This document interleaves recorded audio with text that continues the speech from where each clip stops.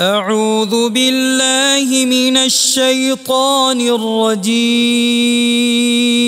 بسم الله الرحمن الرحيم. الحمد لله الذي أنزل على عبده الكتاب ولم يجعل له عوجا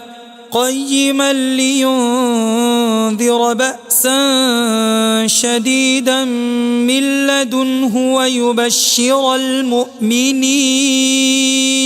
ويبشر المؤمنين الذين يعملون الصالحات أن لهم أجرا حسنا ماكثين فيه أبدا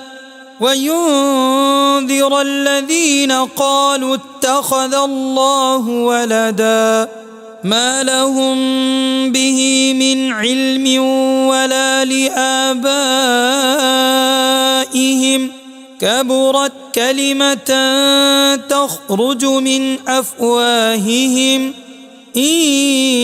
يقولون إلا كذبا فلعلك باخع نفسك على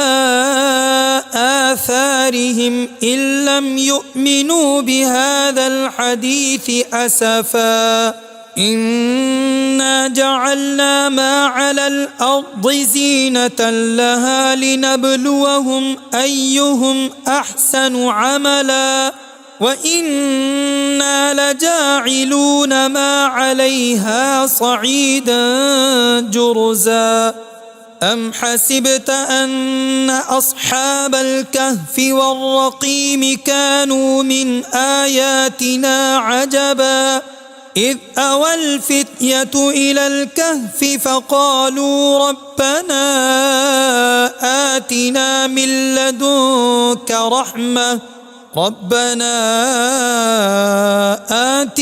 من لدنك رحمة وهيئ لنا من أمرنا رشدا فضربنا على آذانهم في الكهف سنين عددا ثم بعثناهم لنعلم أي الحزبين أحصى لما لبثوا أمدا نحن نقص عليك نبأهم بالحق إنهم فتية آمنوا بربهم وزدناهم هدى وربطنا على قلوبهم إذ قاموا فقالوا ربنا رب السماوات والأرض لن ندعو من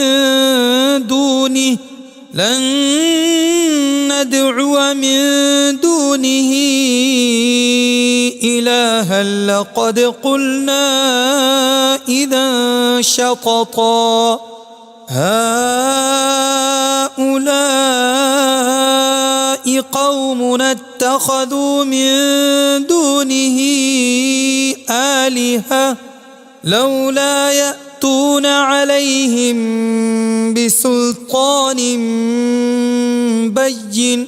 فمن أظلم ممن افترى على الله كذبا وإذ اعتزلتموهم وما يعبدون إلا الله فأووا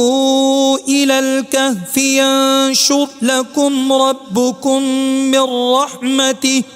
ينشر لكم ربكم من رحمته ويهيئ لكم من أمركم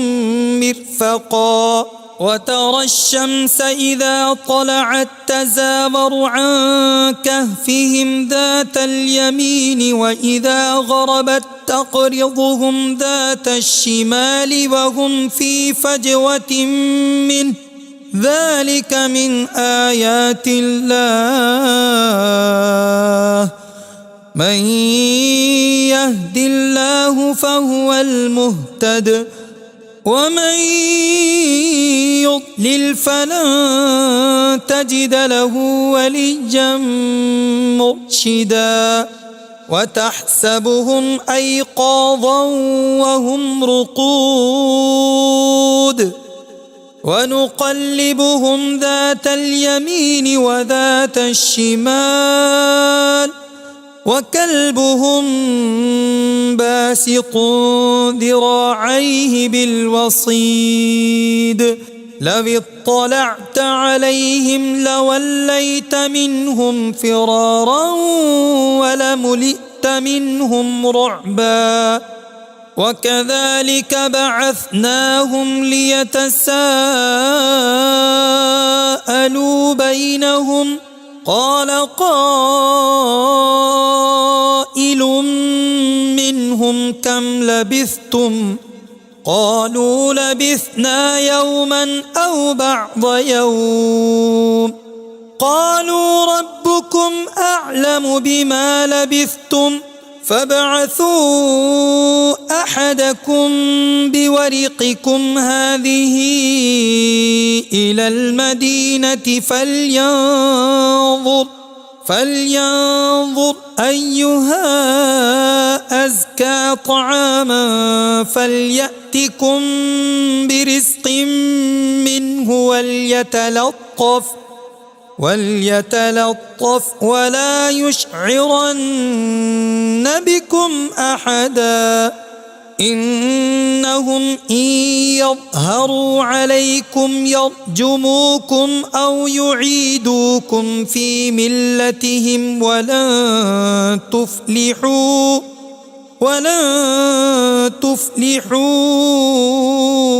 إذن أبدا وكذلك أعثرنا عليهم ليعلموا أن وعد الله حق وأن الساعة لا ريب فيها إذ يتنازعون بينهم أمرهم فقالوا ابنوا عليهم بنيانا ربهم أعلم بهم قال الذين غلبوا على أمرهم لنتخذن عليهم مسجدا سيقولون ثلاثة رابعهم كلبهم ويقولون خمسة سادسهم كلبهم رجما بالغيب ويقولون سبعة وثامنهم كلبهم قل ربي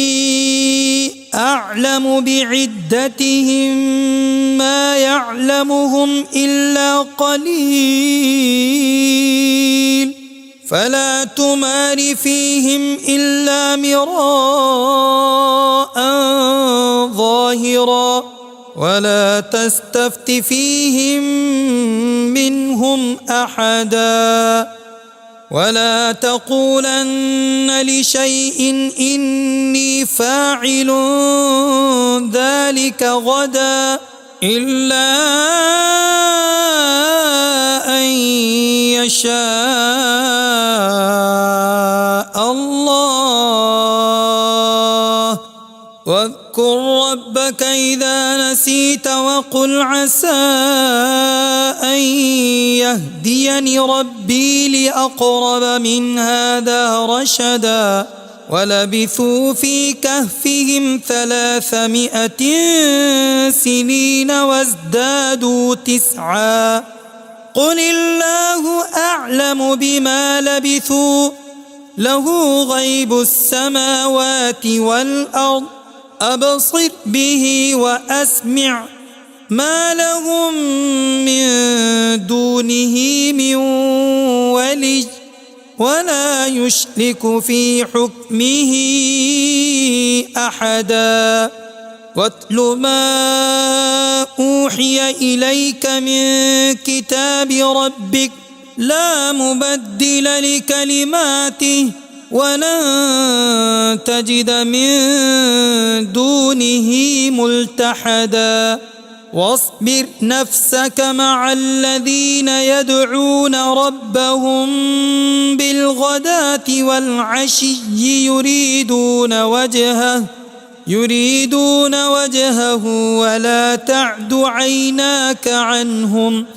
تريد زينة الحياة الدنيا ولا تطع من أغفلنا قلبه عن ذكرنا واتبع هواه وكان أمره فرطا وقل الحق من ربكم فمن شاء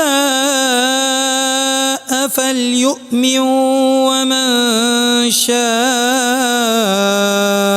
فليكفر إنا أعتدنا للظالمين نارا أحاط بهم سرادقها وإن يستغيثوا يغاثوا بماء كالمهل يشوي الوجوه بئس الشراب وساءت مرتفقا إن الذين آمنوا وعملوا الصالحات إنا لا نضيع أجر من أحسن عملا أولئك لهم جنات عدن تجري من تحتهم الأنهار يحلون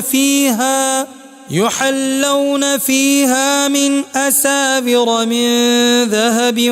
ويلبسون ثيابا خضرا من سندس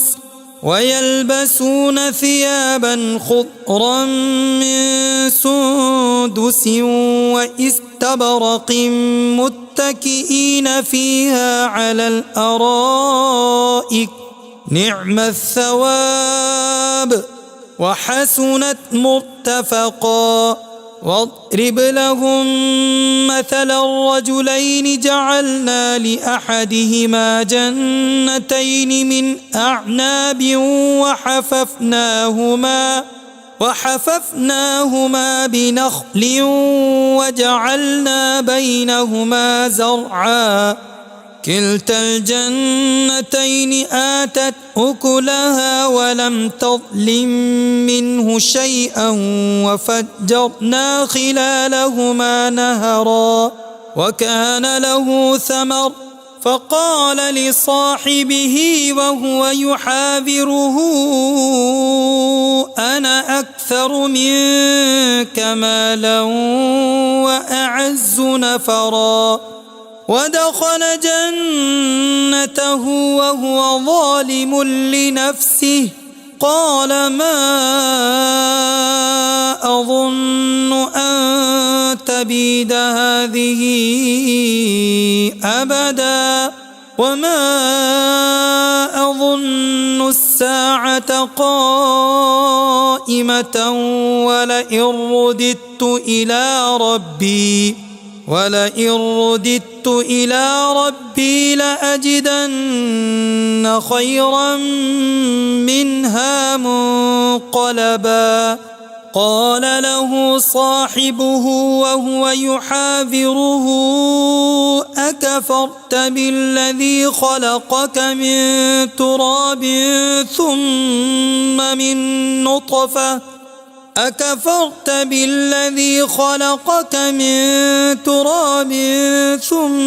من نطفة ثم سواك رجلا لكن هو الله ربي ولا أشرك بربي أحدا ولولا إذ دخلت جنتك قلت ما شاء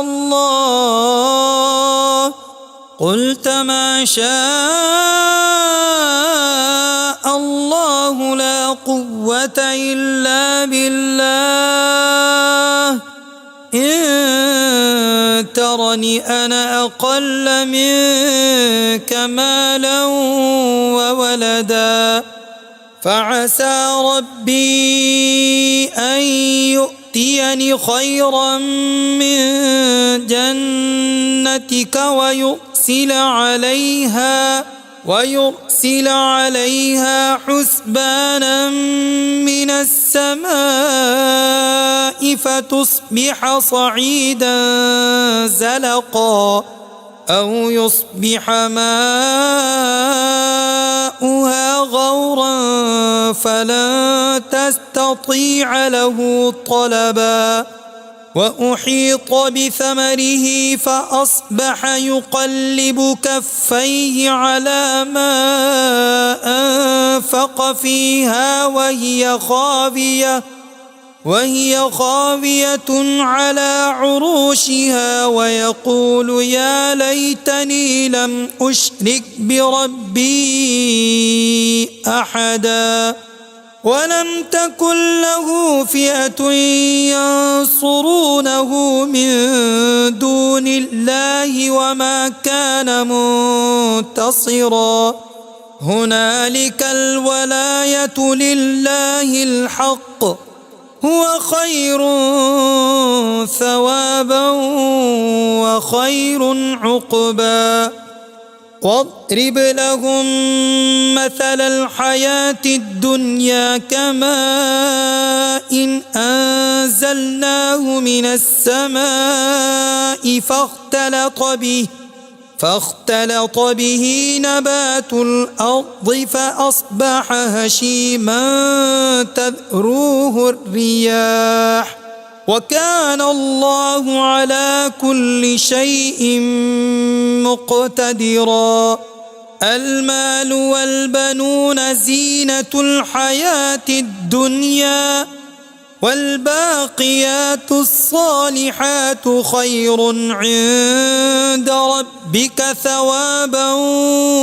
وخير أملا ويوم نسير الجبال وترى الأرض بارزة وحشرناهم فلم نغادر منهم أحدا وعرضوا على ربك صفا لقد جئتمونا كما خلقناكم أول مرة بل زعمتم أن لن نجعل لكم موعدا ووضع الكتاب فترى المجرمين مشفقين مما فيه ويقولون يا ويلتنا ما لهذا الكتاب لا يغادر صغيرة ولا كبيرة إلا أحصاها ووجدوا ما عملوا حاضرا ولا يظلم ربك أحدا وإذ قلنا للملائكة اسجدوا لآدم فسجدوا إلا إبليس كان من الجن ففسق عن أمر ربه أفتتخذونه وذريته أولياء من دوني وهم لكم عدو بئس للظالمين بدلا ما أشهدتهم خلق السماوات والأرض ولا خلق أنفسهم وما كنت متخذ المضلين عضدا ويوم يقول نادوا شركائي الذين زعمتم فدعوهم فلم يستجيبوا لهم وجعلنا بينهم موبقا ورأى المجرمون النار فظنوا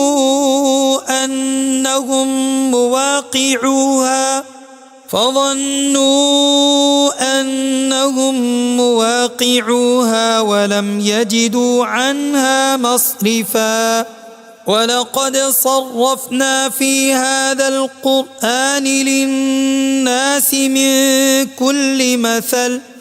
وكان الإنسان أكثر شيء جدلا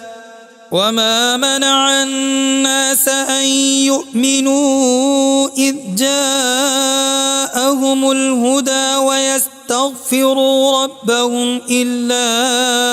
أن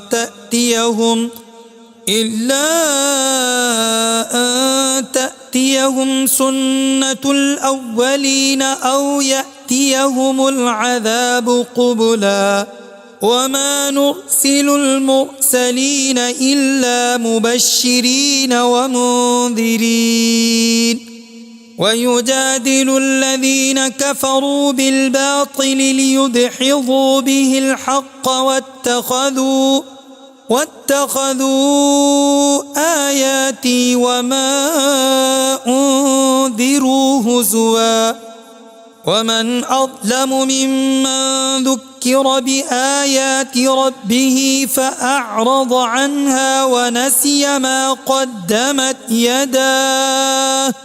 إنا جعلنا على قلوبهم أكنة أن يفقهوه وفي آذانهم وقرا وإن تدعهم إلى الهدى فلن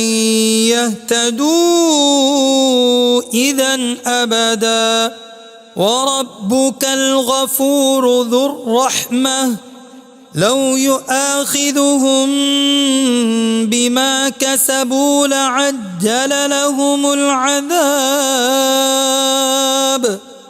بل لهم موعد لن يجدوا من دونه موئلا وتلك القرى أهلكناهم لما ظلموا وجعلنا لمهلكهم موعدا وإذ قال موسى لفتاه لا أبرح حتى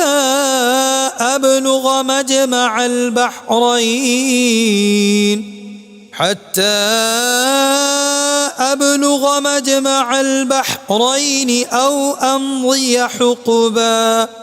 فلما بلغا مجمع بينهما نسيا حوتهما فاتخذ سبيله في البحر سربا فلما جاوزا قال لفتاه آتنا غداءنا لقد لقينا من سفرنا هذا نصبا قال أرأيت إذ أوينا إلى الصخرة فإني نسيت الحوت وما أنسانيه إلا الشيطان أن أذكره واتخذ سبيله في البحر عجبا قال ذلك ما كنا نبغ فارتدا على آثارهما قصصا فوجدا عبدا من عبادنا آتيناه رحمة من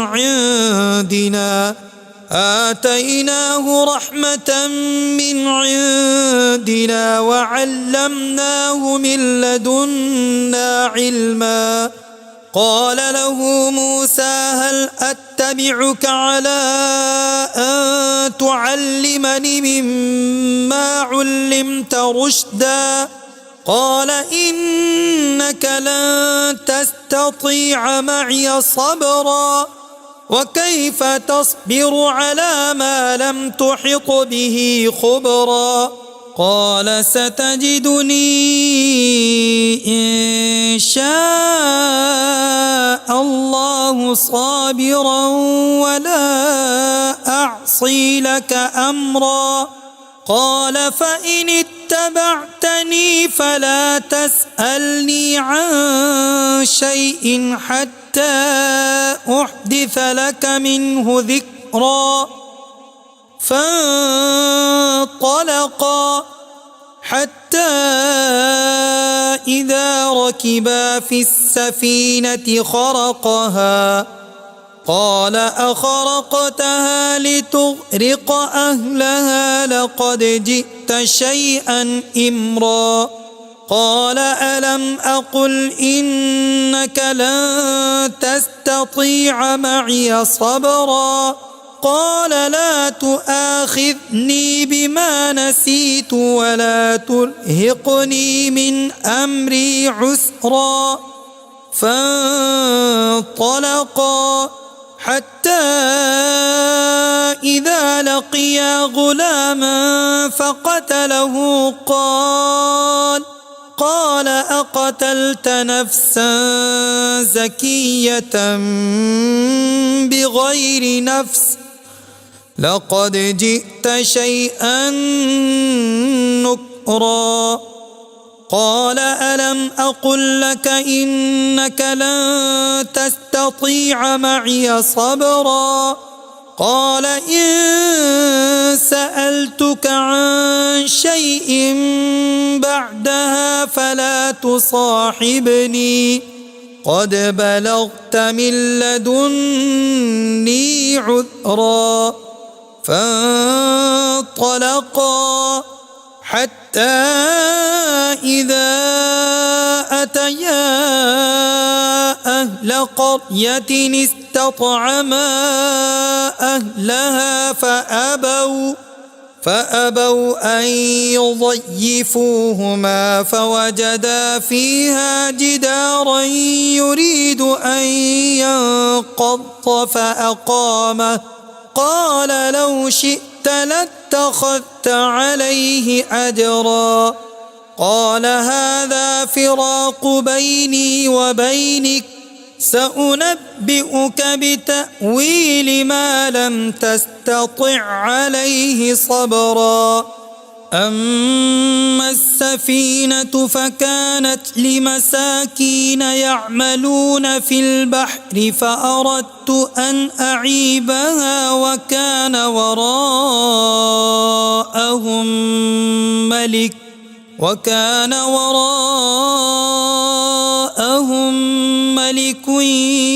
يأخذ كل سفينة غصبا وأما الغلام فكان أبواه مؤمنين فخشينا أن يرهقهما طغيانا وكفرا فأردنا أن يبدلهما ربهما خيرا منه زكاة وأقرب رحما وأما الجدار فكان لغلامين يتيمين في المدينة وكان تحته كنز لهما وكان أبوهما صالحا فأراد ربك أن يبلغا أشدهما ويستخرجا كنزهما رحمة من ربك وما فعلته عن أمري ذلك تأويل ما لم تسطع عليه صبرا ويسألونك عن ذي القرنين قل سأتلو عليكم منه ذكرا إنا مكنا له في الأرض وآتيناه من كل شيء سببا فأتبع سببا حتى إذا بلغ مغرب الشمس وجدها تغرب في عين حمئة ووجد عندها قوما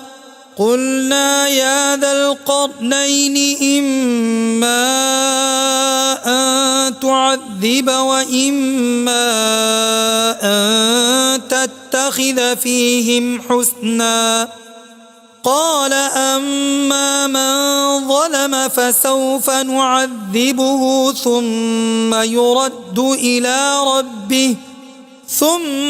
يرد إلى ربه فيعذبه عذابا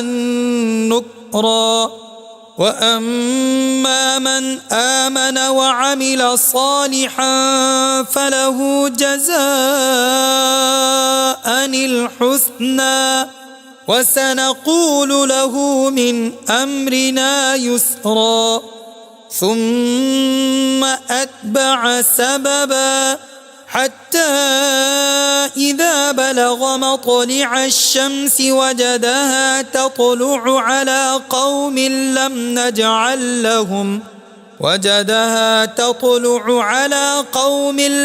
نجعل لهم من دونها سترا كذلك وقد أحطنا بما لديه خبرا ثم أتبع سببا حتى إذا بلغ بين السدين وجد من دونهما قوما لا يكادون يفقهون قولا قالوا يا ذا القرنين إن يأجوج ومأجوج مفسدون في الأرض فهل نجعل لك خرجا على أن تجعل بيننا وبينهم سدا قال ما مكني فيه ربي خير فأعينوني بقوة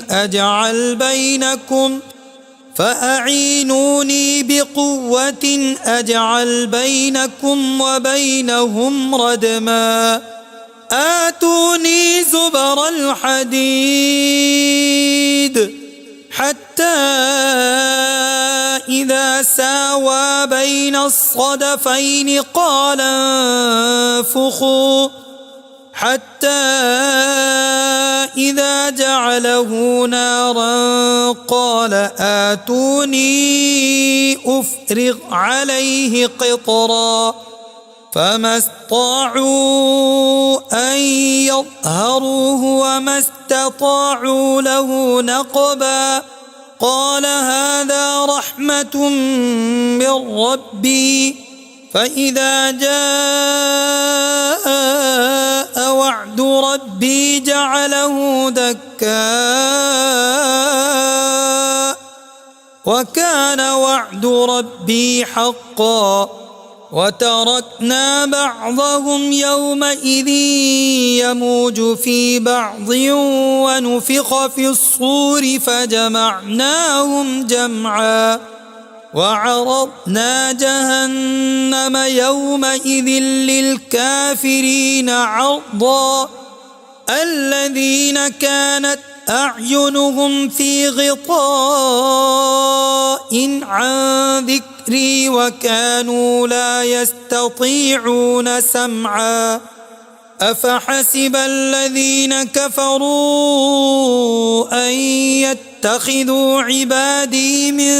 دوني أولياء إنا أعتدنا جهنم للكافرين نزلا قل هل ننبئكم بالأخسرين أعمالا الذين ضل سعيهم في الحياة الدنيا وهم يحسبون أنهم يحسنون صنعا أولئك الذين كفروا بآيات ربهم ولقائه فحبطت أعمالهم فلا نقيم لهم يوم القيامة وزنا ذلك جزاؤهم جهنم بما كفروا واتخذوا آياتي ورسلي هزوا إن الذين آمنوا وعملوا الصالحات كانت لهم جنات الفردوس نزلا خالدين فيها لا يبغون عنها حولا قل لو كان البحر مدادا لكلمات ربي لنفد البحر قبل أن تنفد كلمات ربي ولو جئنا بمثله مددا قل إنما أنا بشر مثلكم يوحى إلي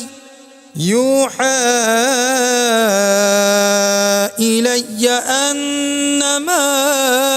إلهكم إله واحد فمن كان يرجو لقاء ربه فليعمل عملا صالحا ولا يشرك بعبادة ربه أحدا صدق الله العظيم.